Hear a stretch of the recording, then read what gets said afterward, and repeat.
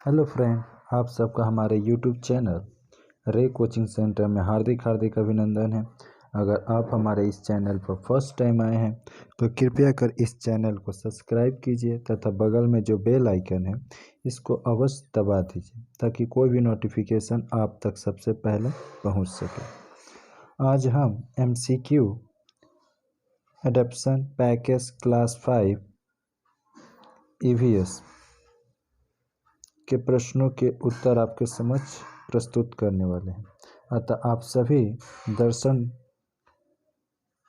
गण से अनुरोध है, कृपया कर इस वीडियो के अंत तक अवश्य बना रहें ताकि ये वीडियो आपके लिए मददगार साबित हो सके। तो चलिए देखते हैं। पहला क्वेश्चन है आपका कि सुप्रिया का वंश वृक्ष नीचे दिखाया गया है और आकृति के आधार पर प्रश्न का उत्तर दीजिए। ठीक, तो यहाँ पर ये जो वंश वृक्ष दिखाया गया है इसको आप लोग ध्यान से देख लीजिए और देखने के पश्चात आप लोग देखिएगा एक क्वेश्चन है कि सुप्रिया के मामा का क्या नाम है। तो ऑप्शन है आपका विनय, बी नंबर आशीष, सी नंबर सुविनय और डी नंबर विजय। तो जो आपका सही आंसर होगा वो बी नंबर आशीष होगा। ठीक, 2 नंबर देखिएगा, उस पथ का सही क्रम ज्ञात कीजिए जिसमें भोजन पचाने के लिए मानव शरीर में गुजरता है। तो यहाँ पर 4 ऑप्शन है, इन 4 ऑप्शन में जो सही उत्तर होगा वो है बी नंबर, मुंह, एसोफेगस, फिर उसके बाद पेट में जाता है, तत्पश्चात छोटी आंत।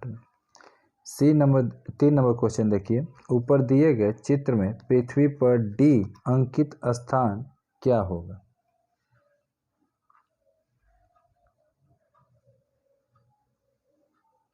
इस पिक्चर को आप लोग ध्यान से देखिएगा तो यहाँ पर ये डी फिगर दिखाया गया है।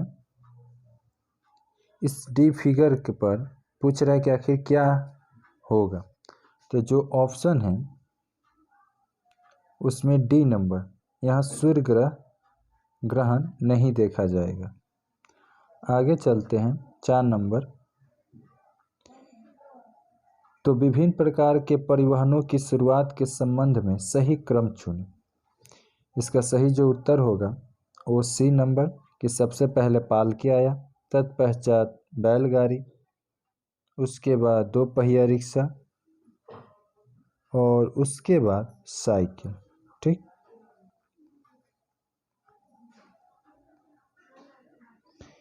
5 नंबर क्वेश्चन देखिएगा, एक इलाके की परिवहन व्यवस्था का नक्शा नीचे दिया गया है, मानचित्र का निरीक्षण करें और कौन सा वाहन है जो सभी पर यात्रा कर सकता है, मतलब सभी सड़कों पर यात्रा कर सकता है।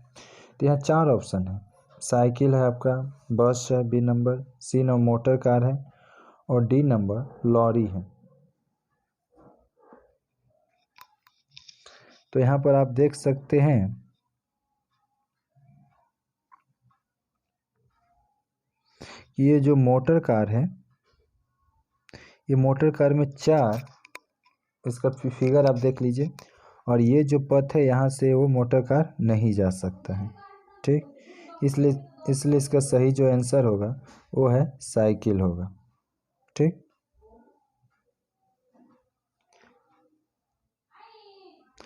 उसके बाद अगला क्वेश्चन देखते हैं 6 नंबर, नीचे दिए गए लेखा चित्र को देखिए ध्यान से और यहाँ 2010 का एक है और साल एक 2020 का दिया गया। तो ये 2010 से 2020 के बीच किन मछलियों की खपत में गिरावट आई है, यही आपको देखना है। तो आप देखिएगा इस फिगर को देखने के बाद आपको ये जो दिखाई देगा कि इसमें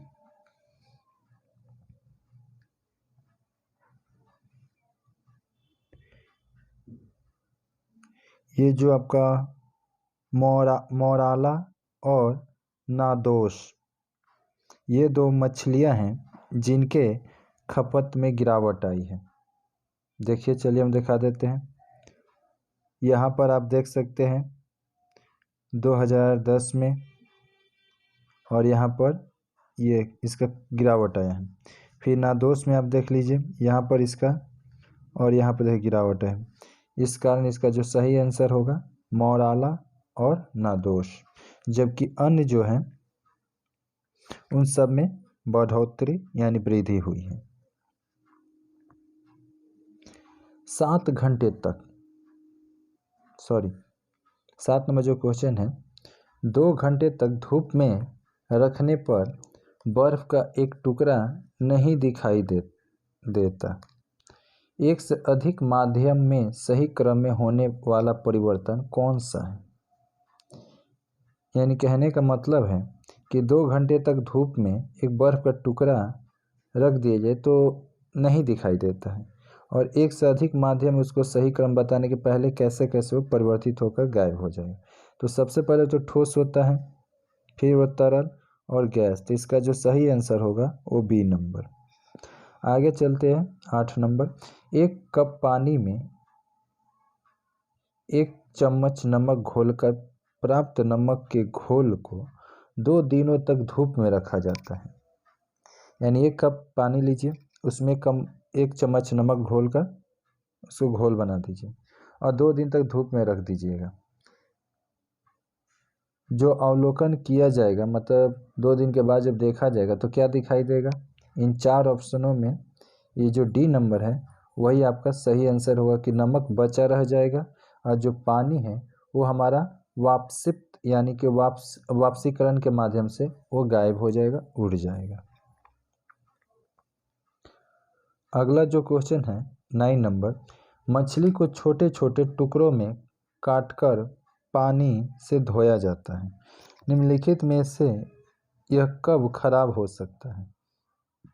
तो इसका जो 4 ऑप्शन है, इन 4 ऑप्शनों में डी नंबर, यदि मछली को रसोई में सामान्य तापक्रम पर ढककर संग्रहित किया जाता है तब।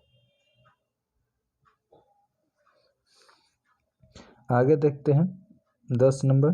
3 समान बाल्टियां किनारे तक पानी से भरी हुई थी।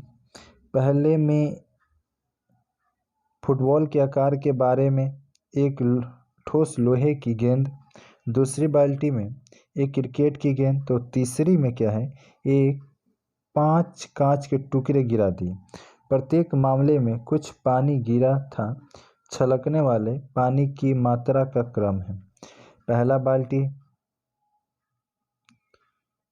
जो इसका ऑप्शन ए है वही आपका सही होगा। पहला बाल्टी से दूसरा बाल्टी, दूसरा बाल्टी से तीसरा बाल्टी बढ़ता जाएगा। पहला बाल्टी आपका बड़ा है, दूसरा बाल्टी फिर तीसरा बाल्टी। सही उत्तर आपका ए। 11 नंबर देखिए। सभ्यता की उन्नति में पहियों के प्रयोग का बहुत बड़ा योगदान है।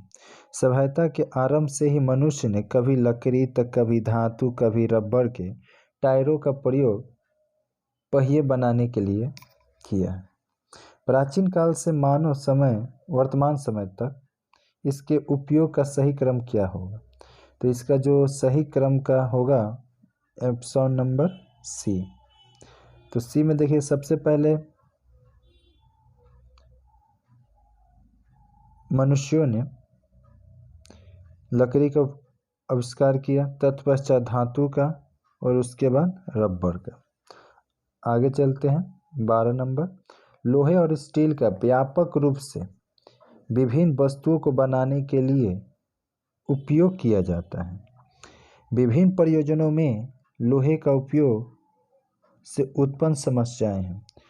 तो इसका जो सही आंसर होगा वो है आपका डी नंबर। हवा और पानी में जंग लगने से लोहा तो बर्बाद होता है। 13 नंबर। सभी जानते हैं कि स्वास्थ्य ही धन है। निम्नलिखित में से कौन सा स्वयं को अस्वस्थ बना देता है?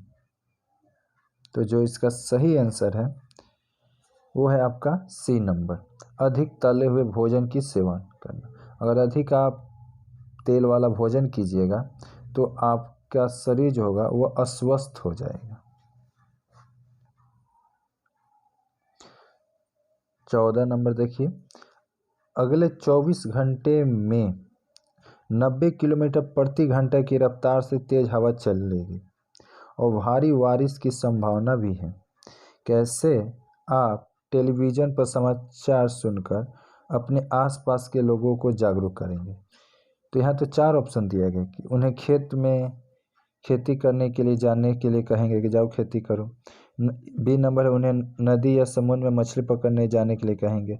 सी है, उन्हें मैदान में खेलने के लिए जाने के लिए कहेंगे। और जो डी नंबर है, तूफान के दौरान उन्हें एक पक्के घर में शरण लेने के लिए कहेंगे। तो इसका जो सही आंसर होगा वो डी नंबर होगा।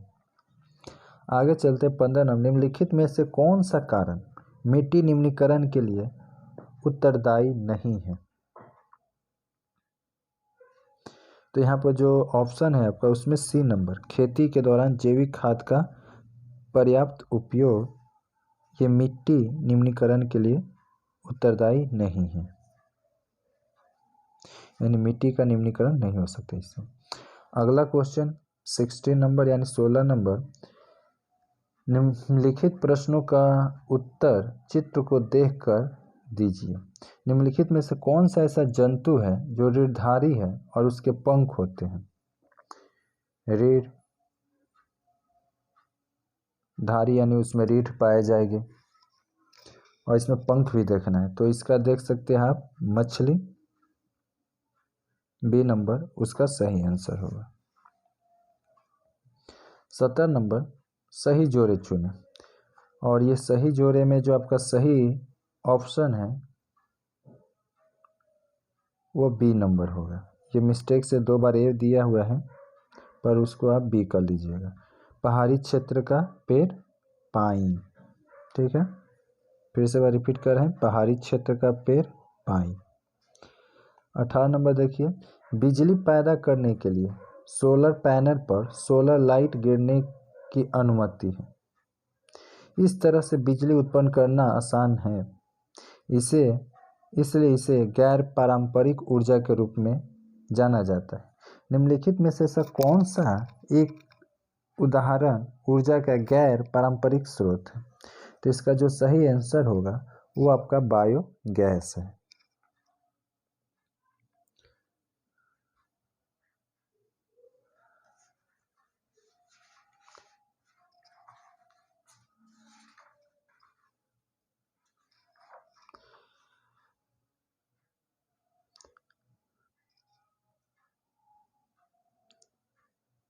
Please subscribe our YouTube channel रे कोचिंग सेंटर। आप सबसे अनुरोध है कृपया कर इस चैनल को सब्सक्राइब कीजिए ताकि न्यू नोटिफिकेशन और न्यू जानकारी आपको प्राप्त होती रहे।